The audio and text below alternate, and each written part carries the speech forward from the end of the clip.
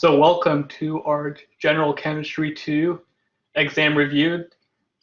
So for those of you who haven't come to an exam review yet, so basically how this works is the first half of it is going to be lecture, where we go over the topics that'll be over the test, and then the second half will split into breakout rooms and work on practice problems. And if you're not able to stay all the way through, or you have friends that are unable to make it, this exam review will be posted on YouTube, and you'll have access to the PowerPoint. So you can go over it any time that you need to. So let's get started. So in this review, we'll be going over acids and bases, titration, solubility, and then ending with a little redox and galvanic cells. So to start off with acids and bases, let's go over first what an acid and a base is. So there are three different definitions you'll need to know about acids and bases. So the first one is Arrhenius acids and bases. So an Arrhenius acid produces H plus in an aqueous solution, while an Arrhenius base produces OH minus in aqueous solutions. A Bronsted-Lowry acid is just a proton donor, while a Bronsted-Lowry base is a proton acceptor. And finally, a Lewis acid is an electron pair acceptor, and a Lewis base is an electron pair donor. So the way we measure the strength of acids and bases is by using a pH scale. So basically, with a pH scale, the pH of 7 is considered neutral, and anything below 7 is considered acidic, while at a pH greater than 7 is considered basic. So acids, as we went over, release H plus into solutions. So solutions where the hydronium ion has a greater concentration than a hydroxide ion, that solution would be considered acidic. If the two concentrations are equal, we would consider that a neutral solution.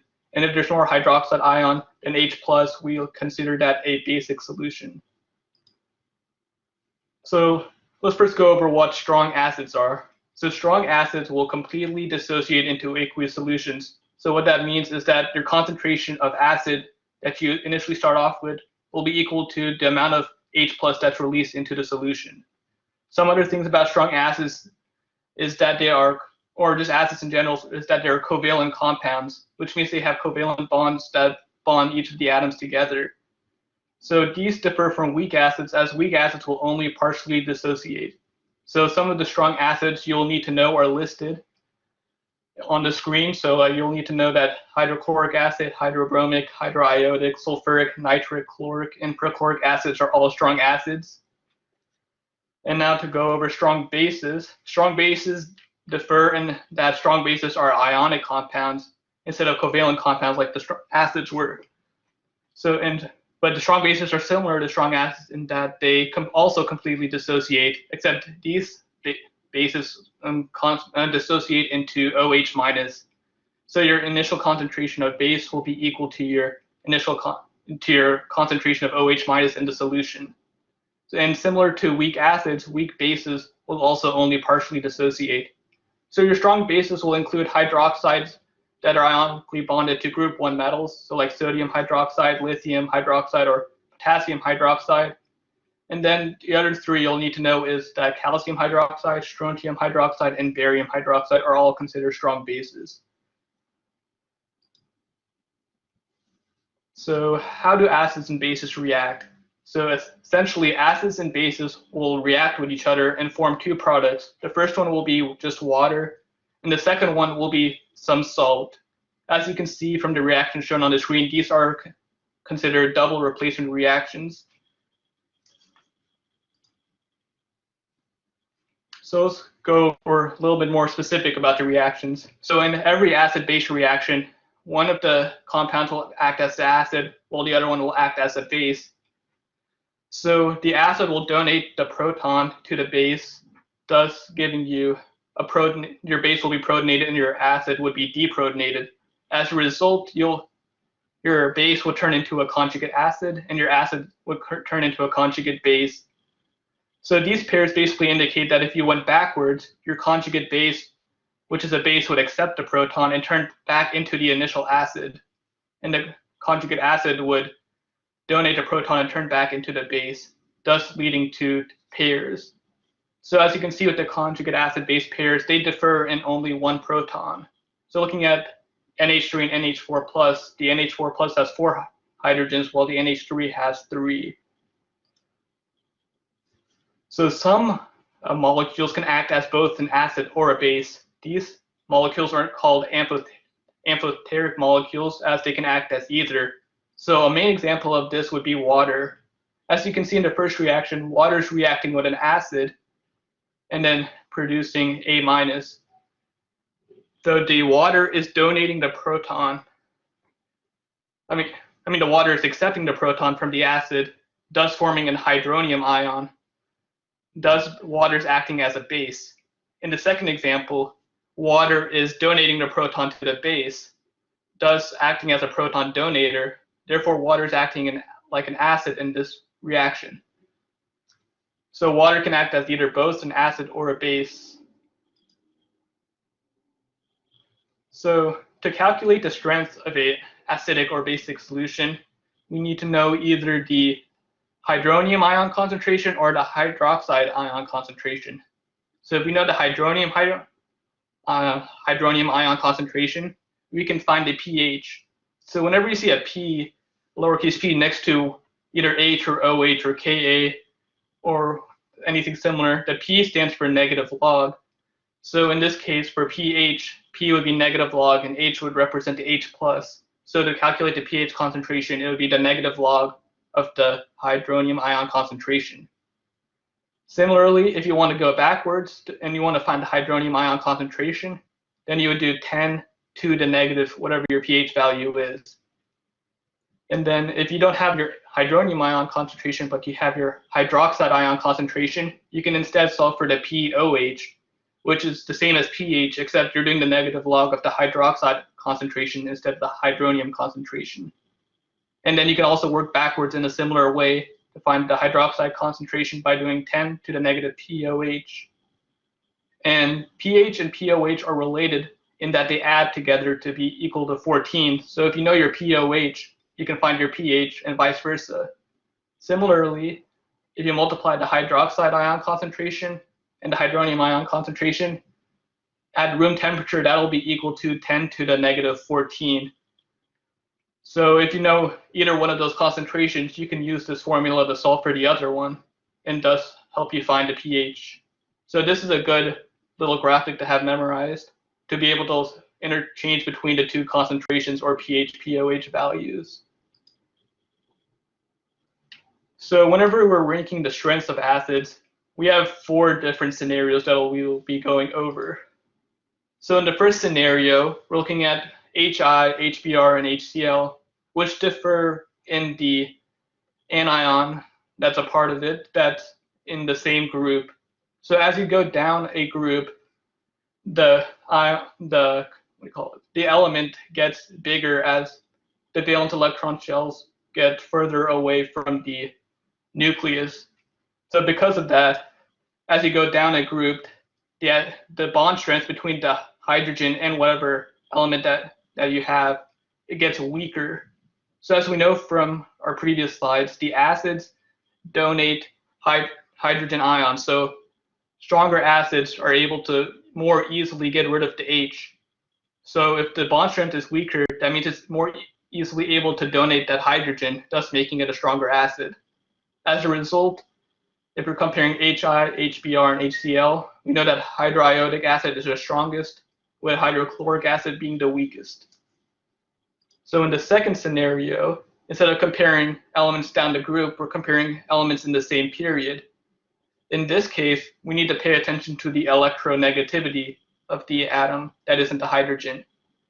As I just said, the stronger acids are more able to get rid of the hydrogen more easily. So the more electronegative atom would have a higher electron density, thus taking the electron density away from the hydrogen, causing the hydrogen to be more easily released. Therefore, the more electronegative atom would be the stronger acid. So in this case, hydrofluoric acid would be the strongest, with water being in the middle and ammonia being the weakest acid. In the third scenario, we're comparing similar acids, except they differ in the number of oxygens. So oxygen is extremely electronegative, thus having more oxygens causes more of the electron density to be taken away from the hydrogen, thus causing the hydrogen to be more easily released. So the more oxygens you have, the stronger the acid would be. So in this case, perchloric acid would be the strongest. And then finally, in the last scenario, we had the same number of oxygens, except in this case, we're comparing two different elements in the same group. In this case, we still look at electronegativity. So, wait. So, proton. All right, so yeah, we still look at electronegativity. I think the slide here is incorrect, but the more electronegative, actually, wait. All right, so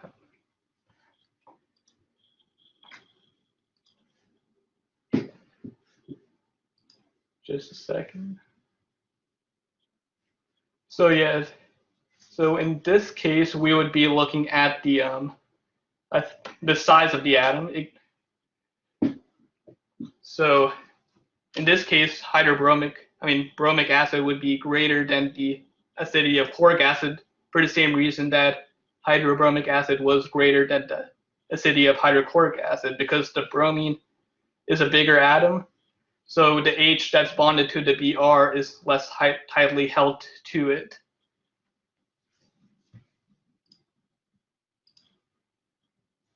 And now that we know how to rank acids, let's look over how to rank conjugates.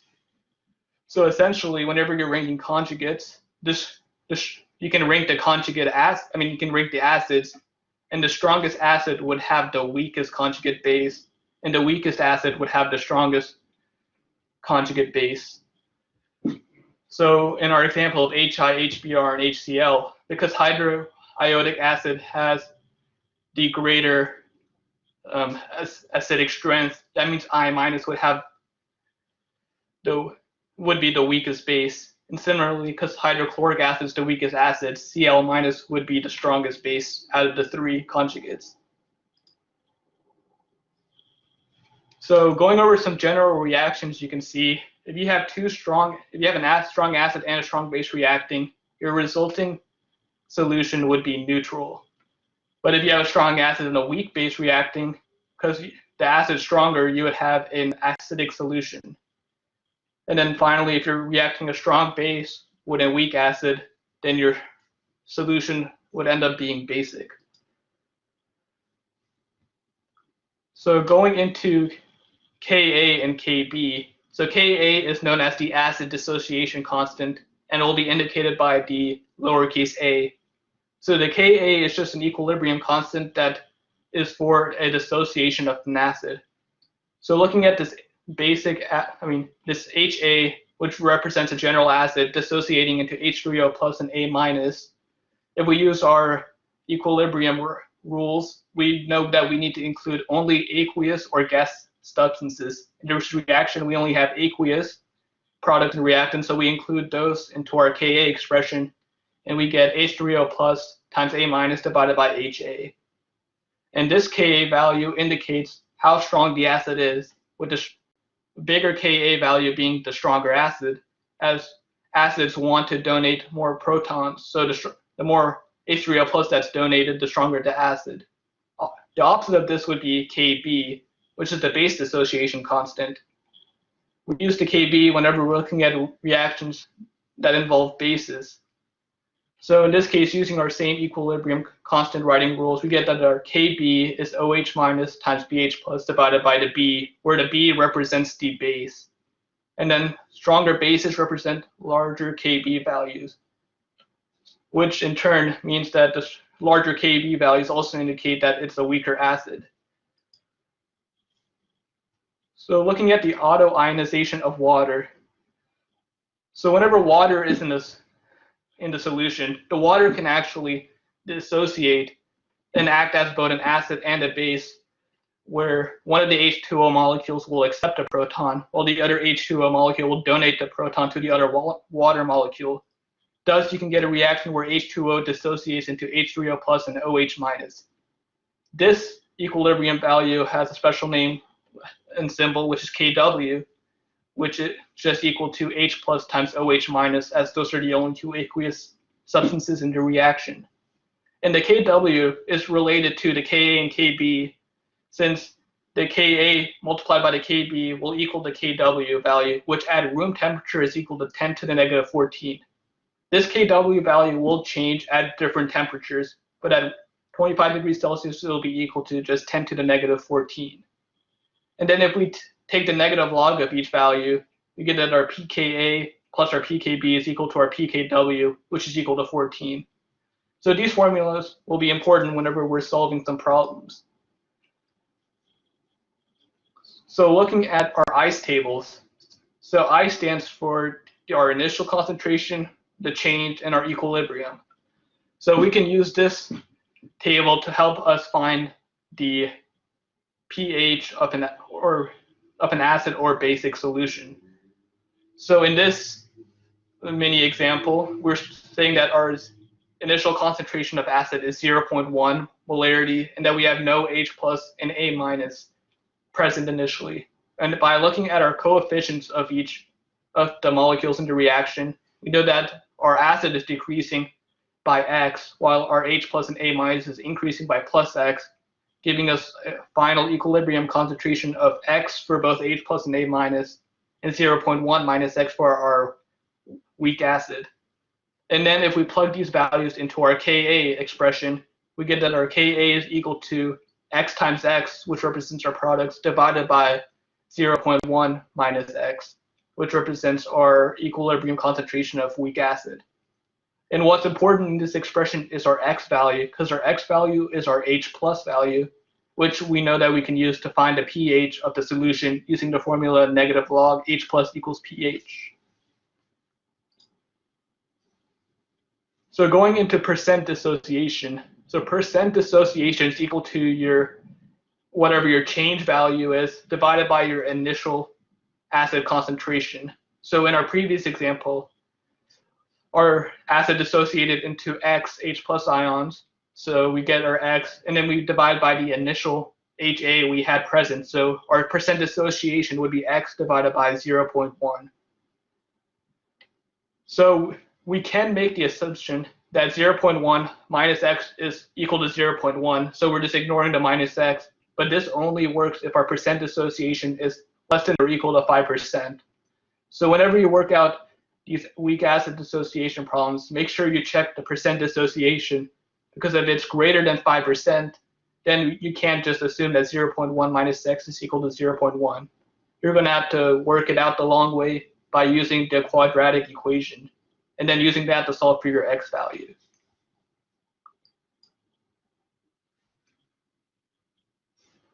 And then looking at acidic and basic salts. So whenever you're given a salt, we can determine if it's acidic or basic based on what anions or cations are present in it. So we know that NH4 plus, for example, would be a conjugate acid of a weak base NH3. So a salt with NH4 plus, so like ammonium chloride, would be considered an acidic salt because it would release a conjugate acid into solution. Conversely, we know that Cn minus is the conjugate base of, say, HCN, so which is a weak acid. So if you have a ionic compound like potassium cyanide, which is KCN, which would release Cn minus into the solution, that would be considered a basic salt. So here's just a list of whichever ions is present, if you can see if it's a acidic or basic salt. As you can notice, for Cl minus or NO3 minus, these have zero effect on the pH of the solution, because the conjugate acids are super strong acids. So their conjugate bases, with like Cl minus and NO3 minus, would be super weak and not really affect the pH of the solution. So this will be important once we get into titrations.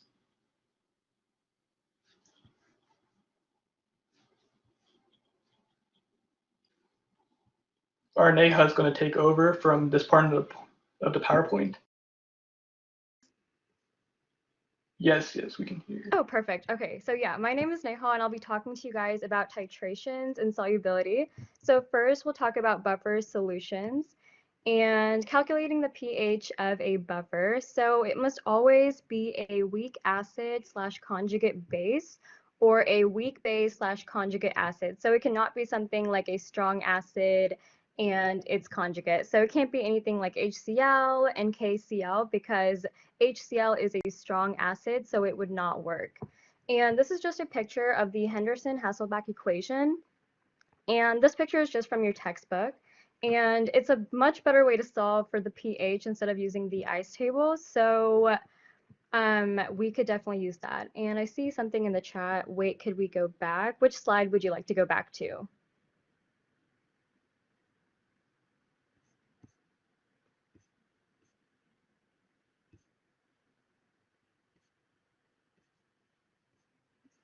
Just one slide back. Okay. Oh, okay. Right here?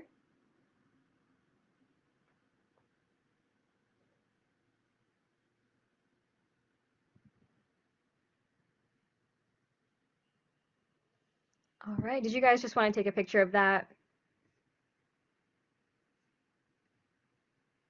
All right, perfect. So yeah, and then also just letting you guys know that sometimes they won't directly give you the pKa, but they will give you the Ka. And the way to find the pKa is just to do negative log of the Ka, and then that lets you find the pKa.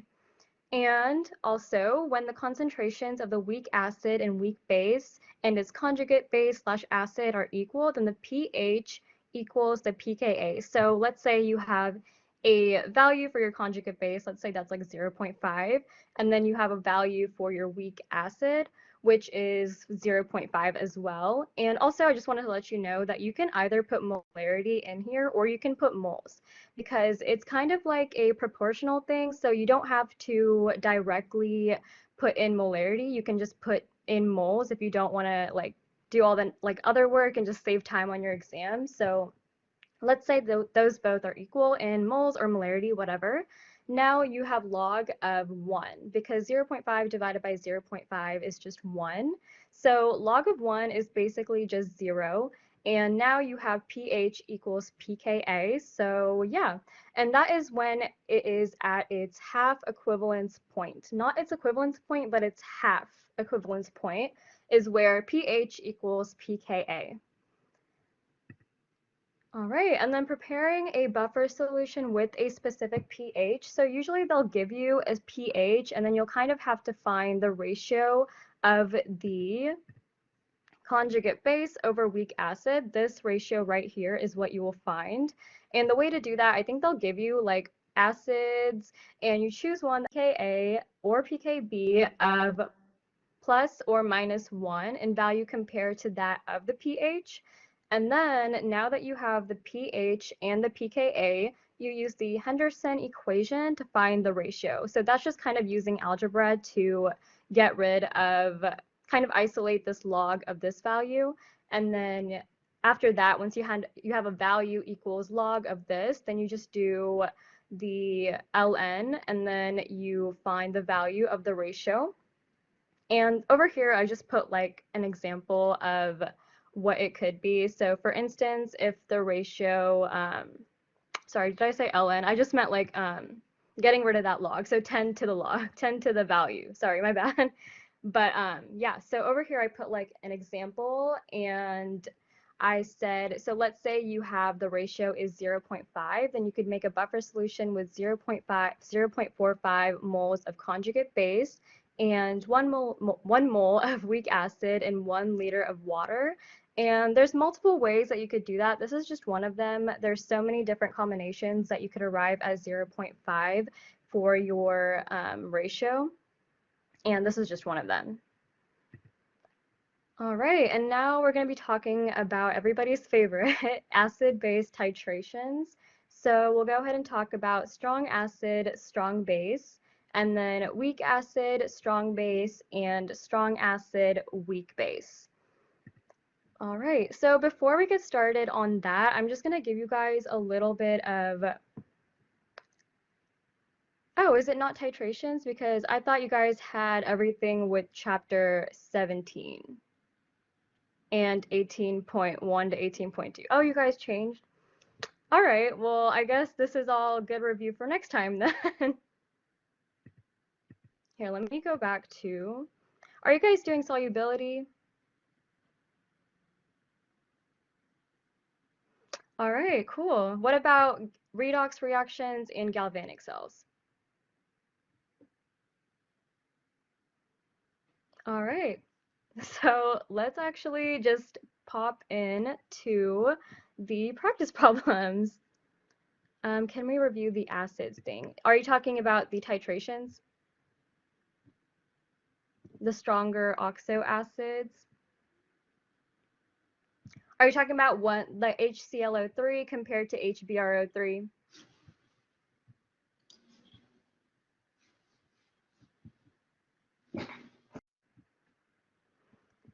Okay, all right. So Prashant, if you want to answer those questions, I think those were your slides. Yes, yeah, let me clarify because what I said was wrong. Let me go back.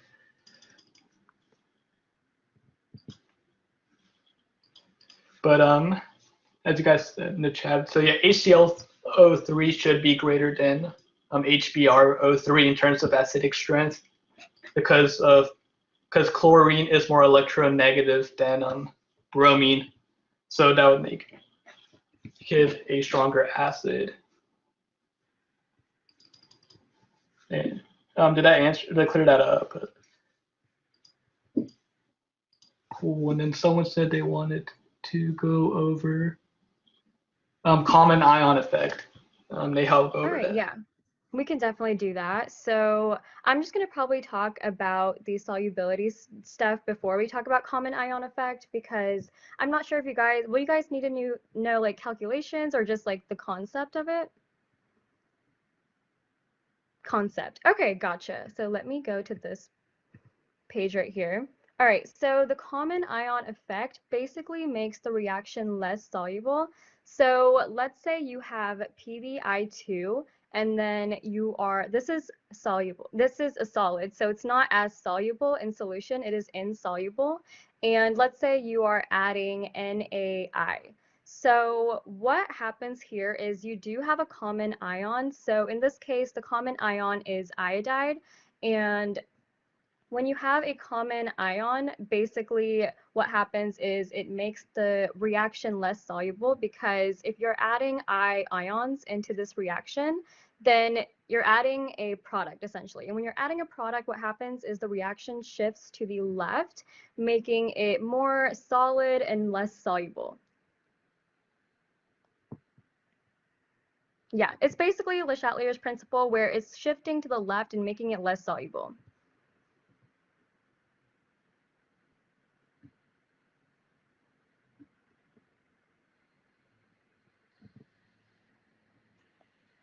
Common ion relating to buffers.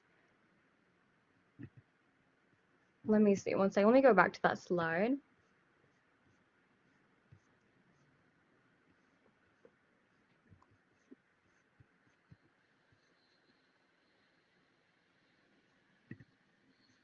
So I don't think we have a slide here relating it to buffers. Is that going to be on your exam?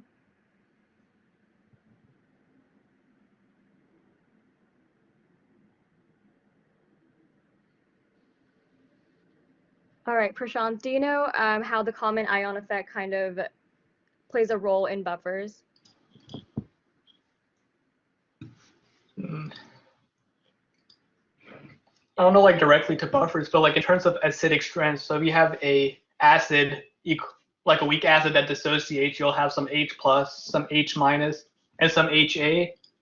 So whenever you add the buffer, actually wait, so you have the buffer, and then the HA would release A minus and H plus. So because of the buffer would like help counterbalance using like Le Chatelier's principle, thus like getting rid of the H pluses, so keeping the pH roughly constant. Yeah, I say keep it separate because I think buffers are a little bit different than the common ion effect, because common ion effect is mainly talking about making compounds less soluble in solution and shifting that equilibrium to the left. And buffers are kind of talking about like pH and the Henderson and like conjugate acid with its base and conjugate base with its acid. Yes, for buffers, basically you just need to find the pH.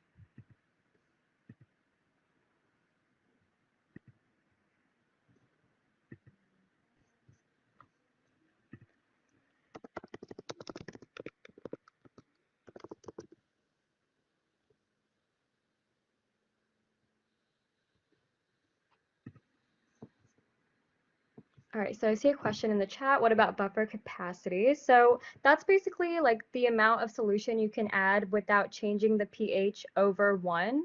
And that's basically that concept. So if we don't have any more questions, we can actually just go right into these practice problems. And let me pull that slide up.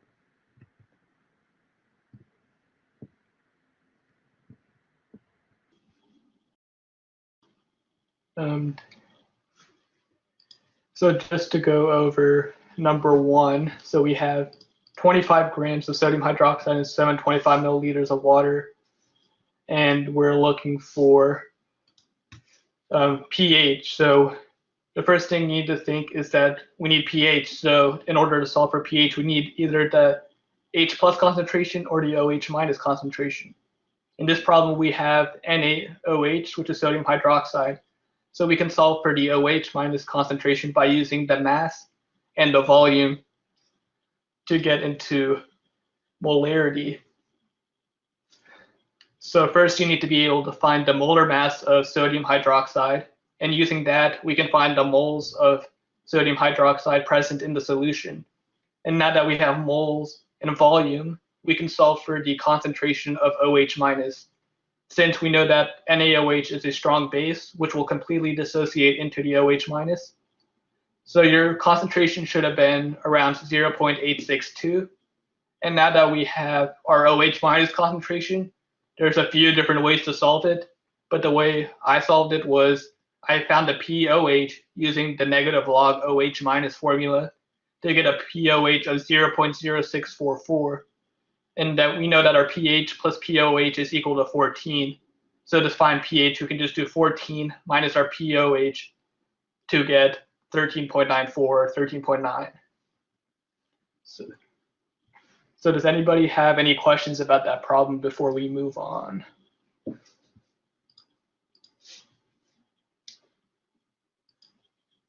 All right, cool. So going on to question number 2,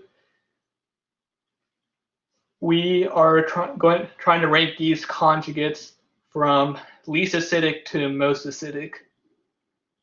So when you're done, just type your answer in the chat. So I know how many people are done, and then we can go over it.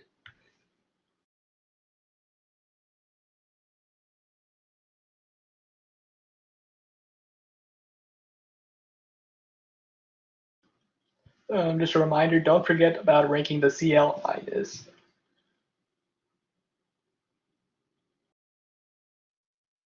Hello. All right, sorry about that. I'm back. My Google Chrome just randomly quit, so I had to like restart everything.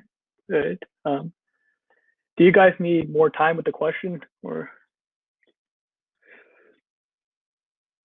All right, cool. So, wait, did you guys go over the question already, or? No. All right, cool. So one of the first things you would notice is that I didn't give you any values for Cl minus. So that must hint that we're able to solve it without that value. So this goes back to our concept of conjugate acids, conjugate bases. So essentially, the strongest acid would have the weakest conjugate base, and the weakest acid would have the strongest conjugate base. So as you can see, I've given you the Ka values for 3 of the 4 conjugate acids to the bases we're trying to rank, and I gave you the pKb value of NH3. So in order to solve this, we need to be able to rank the acidity of each of the conjugate acids and then use that to be able to determine the rank for the conjugate bases. So with the Ka values, we know that larger Ka values mean stronger acids. So it would be good to find for the 4 compounds, the Ka values. So after doing that, we can find the Ka of HC2H3O2 by doing 10 negative log, or we're given. All right, in this case, I solve for the pKa values. You can also solve for the Ka values. So in this case, we solve for the pKa. So pKa is similar to Ka, as it's just a negative log of that value. So whenever you're given pKa values, the smaller the number, the stronger the acid. So in this case, acetic acid, which has a pKa of 4.75, is a stronger acid of NH4+, which has a pKa of 9.25. And then we're already given the pKa of F-, and we're already given the pKa of ClO-. So using our pKa values, with the smallest pKa being the strongest acid, we know that we get that our HF is one of the strongest, and then followed by acetic acid, hypochlorous acid, and ammonia. So the question becomes, where does the HCl list on all of these? So we know that HCl is a strong acid, so that automatically makes that the Cl- would be the weakest conjugate base. So from our problem, we know we want to find the least acidic first. So the least acidic would be the most basic. So as a result, we get that our NH3 is our most basic, followed by ClO-, followed by the acetate ion, followed by F-, and then finally Cl-, since HCl was our strongest acid. So does anybody have any questions about this problem? All right, cool. So moving on to problem 3. So we're looking at different pairs of acid conjugate bases. And we're trying to figure out which of the following are actual conjugate acid base pairs. And in this, you'll find more than one correct answer. And yeah, type the letters of like whichever ones you find as conjugate acid base pairs in the chat, so I know how many people are done and when to go over the problem.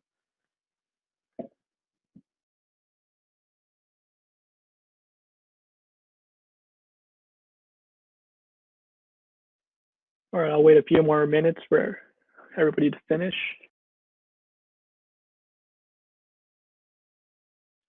All right, looks like most of you put your answers in the chat. So first, to go over what conjugate acid base pairs are, if we're looking at a reaction of some acid reacting with water, we know that the acid would donate the proton to the water, leaving you with A- and H3O+. So the HA and the A- are considered conjugate acid base pairs, since after the acid donates a proton, we're left with the base version of the acid. So looking at this, we know that conjugate acid base pairs both have the A portion, but it's missing one proton. So your correct answer should be different. The 2 compounds should be different, with the exception with one hydrogen being different. So if we look at letter A, we have 2 hydrogens in our H2CO3, but we have 0 hydrogens in our CO3 2-. And since that is a 2 hydrogen difference, these would not be considered conjugate acid base pairs. Instead, we should have HCO3-. If this was HCO3- to the CO3 2-, it would have been one of the correct answers. So looking at letter B, HCl and Cl- only differ in one hydrogen, which fits the criteria to be a conjugate acid base pair. So B is one of our correct answers. Looking at H2O, this one's kind of tricky. but as we went over, H2O can act as an acid or a base. So an example of H2O acting as an acid is whenever it reacts with a base.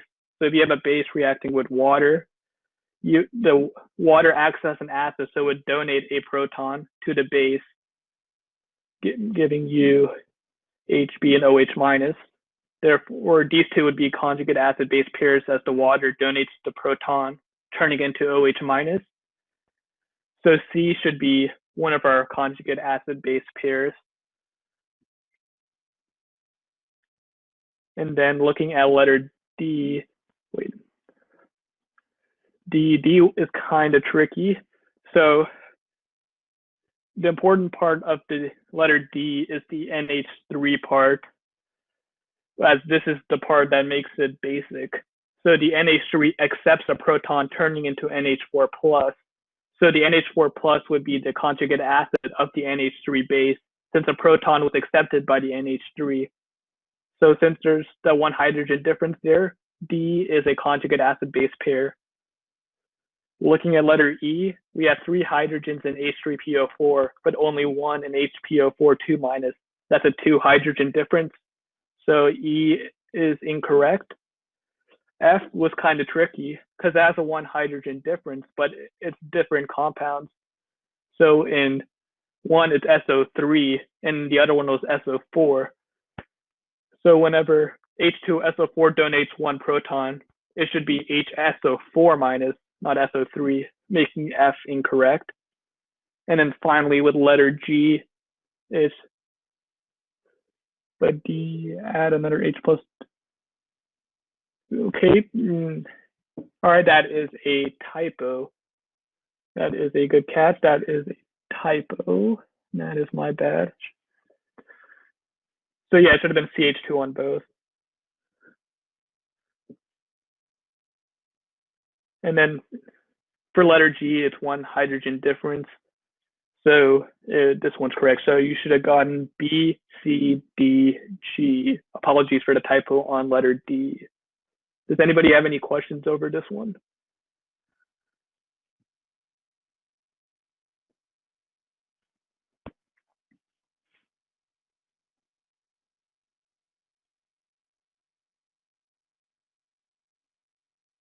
All right, cool. So moving on to question 4. We're asked, what's the pH of water at 30 degrees Celsius? And you're given the pKw, and you're given a second question, is the water considered basic, acidic, or neutral at this temperature? So I'll give you some time to work on this problem. And again, write your answer in the chat when you're done, so I know when most people are done to go over the problem.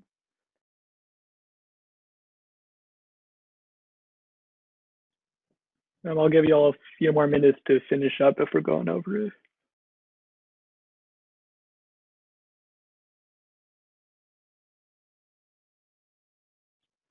All right, so let's go over number 4. So we're given a pKw and we're asked to find pH. So we know that our Kw expression, looking at the dissociation of water,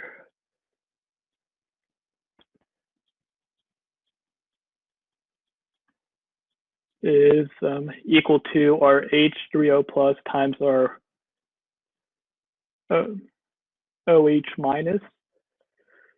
And that is equal to, we know that pKw is the negative log of our Kw value. So in order to find our Kw, we need to do 10 to the negative 13.83.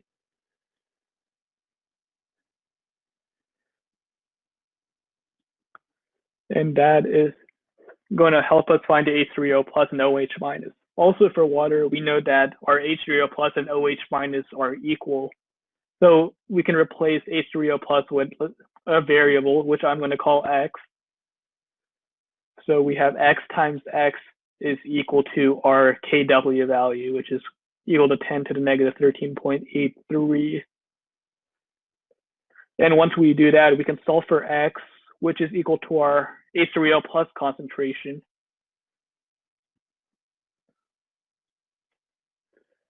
which is equal to the square root of our Kw value. I'm just going to write Kw. And that gives us around 1.22 times 10 to the negative 7. And then we can use our pH formula to do pH is equal to negative log H plus, and we get an answer of 6.92.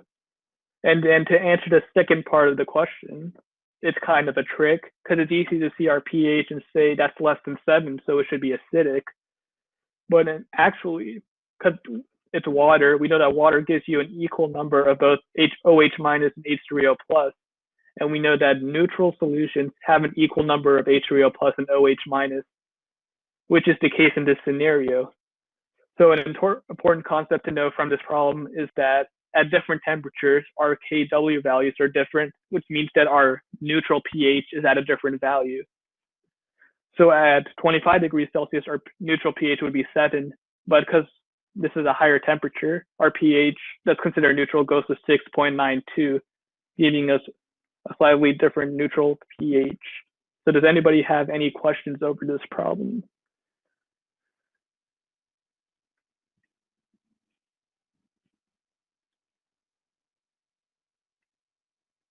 All right, cool. So let's go on. Wait, could you also do pKw divided by 2? Yes, you could. That is definitely a quicker way to do that. But just to show out the concept of how we can get to the 6.92, I did it the long way. But yes, you can. As you were saying, you can just do pKw, which is 13.83, and then divide that by 2. And that will also give you 6.92. So yes, you can just do that. Any other questions?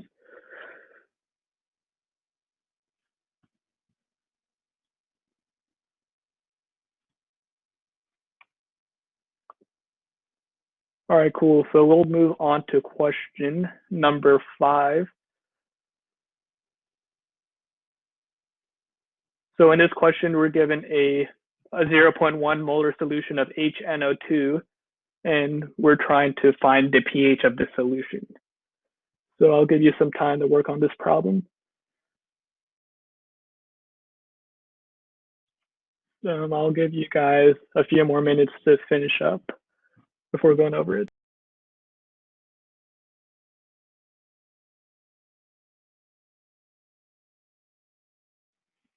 All right, I'm going to start going over this problem. So when you see a problem like this, the first thing you want to ask yourself is HNO2 a strong acid or a weak acid? So from our list, we know that HNO2 is a weak acid. So weak acids, we always need to use an ice table. So writing out our ice table, we got HNO2 going into H plus and NO2 minus. So our initial would be 0.1, which we get from the problem. And then our initial of our ions would be 0 and 0. And then using our coefficients, we know that this decreases by x, while our products both increase by x, giving us 0.1 minus x, and then x and x. So next, what you want to do is plug this into a Ka expression. So we know that our Ka expression is equal to our products multiplied together divided by our reactants. And that is equal to, we're given a pKa value. So as we went over, P is negative log. So to go backwards, we need to do 10 to the negative 3.16 to get our Ka value. And then to go to the next slide. So once we get our Ka value, we need to start off by assuming that 0.1 minus x is equal to 0.1. And once we solve that out, we get an H plus value of around 8.31 times 10 to the negative third molarity. So once you get that value, you always want to look at your percent dissociation. In this problem, we get that our percent dissociation is 8%, which is greater than 5%. which means that we can't assume that 0.1 minus x is approximately equal to 0.1. So here we can do two different things. We could do successive approximations, or we could do the quadratic formula. So the way I worked it out is I turned it into a quadratic formula and then plugged it into the quadratic equation, and then you get that your hydrogen ion concentration is around 7.98 times 10 to the negative third. And then using our pH formula, we get that it's equal to, pH is equal to 2.098 or 2.1 if we round up. Does anybody have any questions about this problem?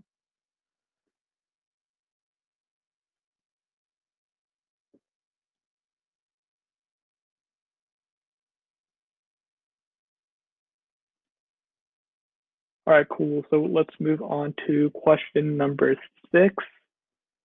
So in this problem, we're asked which concentration of acetic acid is needed to make an acetic acid solution with a pH of 4.42. So it takes some time to work out this problem.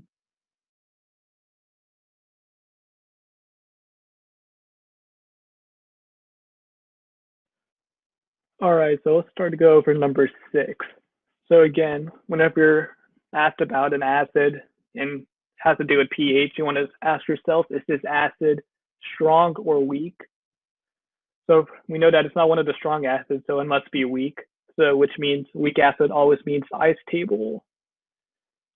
So instead of writing out the entire acetic acid formula, I'm just going to call it HA.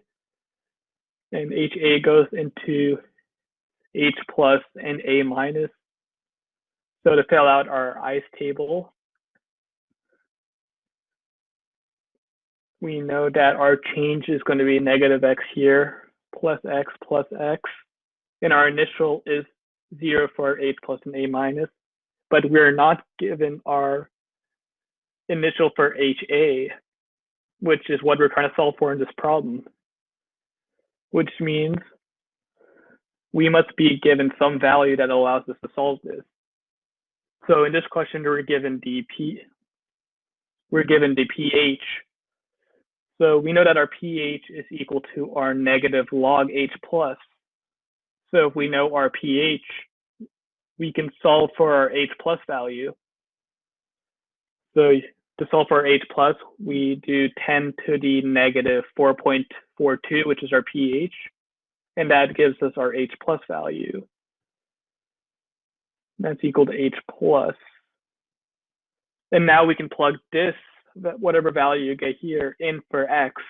And now that we know our X value and we know our Ka, since we can solve it using our pKa, we can now solve for our initial concentration. So here we have it worked out. So you should have gotten a hydrogen ion concentration of around 3.8 times 10 to the negative 5. And now after plugging that in, I'm calling our initial concentration of weak acid X here. So now we can solve for our weak acid concentration using our Ka expression, giving us a concentration of around 1.19 times 10 to the negative 4. Does anybody have any questions or would like me to go over any part of that question again?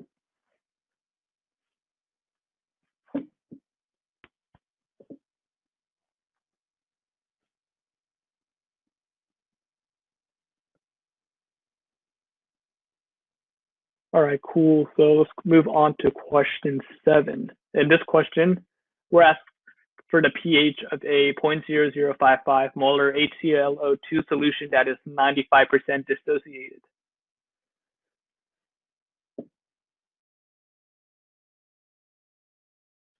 There's going to be 8 questions in total, I think, because a lot of our questions cover stuff that you guys haven't gone over yet. But if you have like any additional questions after we go over all our practice problems, I'll be happy to answer them.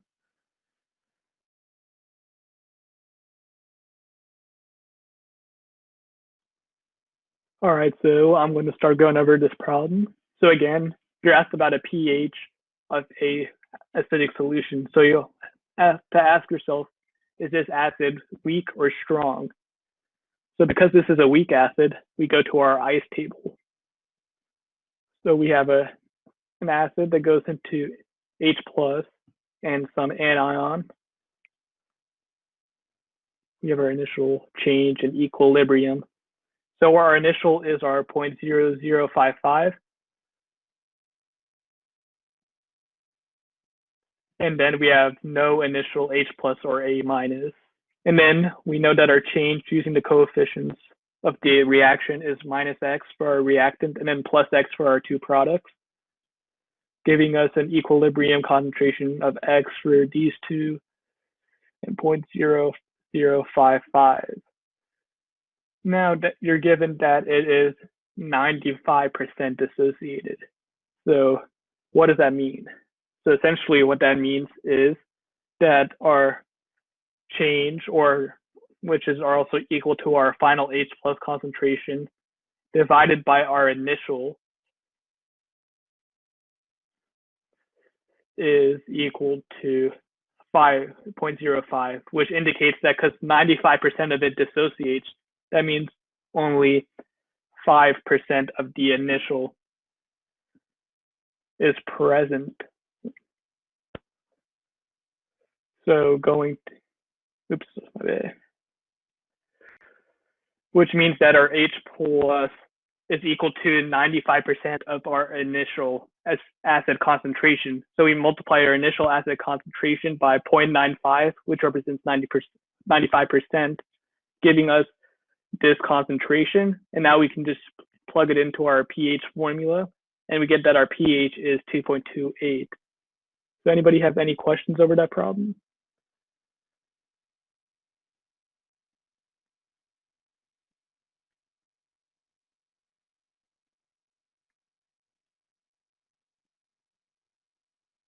All right, so we have one more question in this presentation. So in this problem, we're asking for the pH of a 0.32 molar NH3 solution, and you're given the Ka. So take some time to work out this problem and write your answer in the chat when you get it.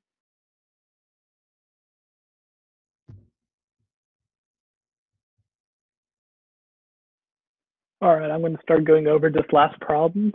So we're asked for a pH of a solution. So we always want to ask ourselves, what type of compound is this? So we know that NH3 is a weak base, which means our reaction is NH3 reacts with water. And because it's a base, that means it accepts a proton, which means we get NH4 plus. And because H2O donated a proton, that leaves us an OH minus, which makes sense because it's a base, it would produce OH minus. Then because it's a weak, we know we need to use an ice table. So our water does not belong in our ice table. So our NH3 initial is 0.32, and we have no initial ions. And then using our coefficients, we know that our ions increase by X, and our base would decrease by X. And now the trick to this problem comes with that we're given the Ka. However, NH3 is a base, so we need to use the Kb value. So in order to find the Kb value, we know that the Ka times the Kb is equal to 10 to the negative 14, because we're assuming room temperature. And then we have our Ka, we have the 10 to the negative 14, so we can solve for our Kb. So once we do that, oops, my bad, we get that our Kb value is equal to 1.72 times 10 to the negative 5. And then we can assume that 0.32 minus X is equal to just 0.32. And then once we get our OH minus concentration, we check our percent dissociation, which it is less than 5%, so we're good. And because we have our OH minus concentration, that means we get the POH whenever we take the negative log. So in order to get to the pH, we need to do 14 minus our value, and that gets us to a final answer of 11.37 or 11.4. So that is the last problem that we have that'll be relevant to your test. So Now I'm open to any questions about anything we covered in the lecture, any of the practice problems to go over it again, or like any concept in general that you'll need to know for your test. If you have any questions about that, I'll be happy to answer them.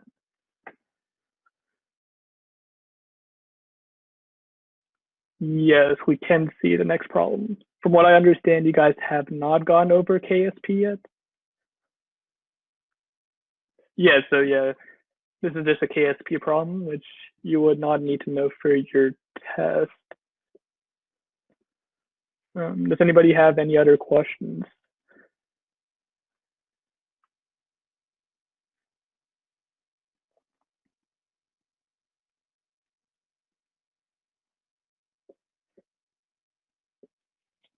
Could you please? Okay, yes, I can do that. Let me get it to that slide.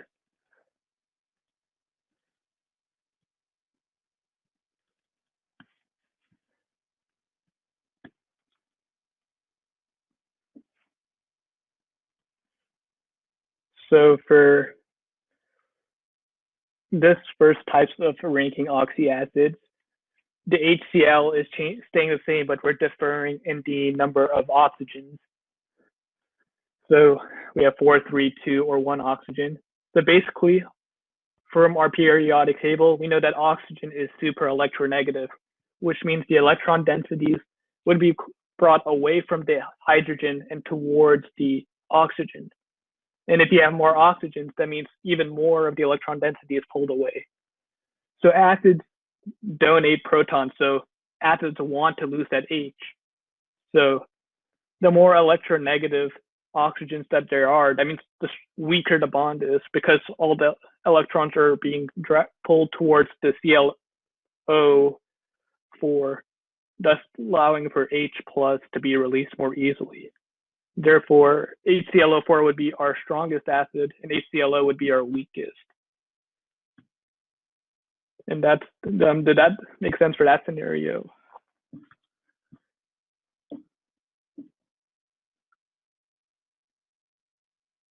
All right, so and then into the second scenario, this is my bad. I fixed the power. Wait, I guess I didn't save. I fixed it on my desktop, but this is incorrect. It should be the other way around. HClO3 is greater than HBrO3. And this is basically the same reason as the previous one, except this time we're comparing the ClL and the Br. So using our periodic trend, because Cl is higher up in the group than, or like is located above Br, we know that Cl is more electronegative. So using the same logic from the previous problem, because Cl is more negative than Br, that means that the H plus is more easily released from HClO3, making HClO3 a stronger acid than HBrO3. Did that answer your question?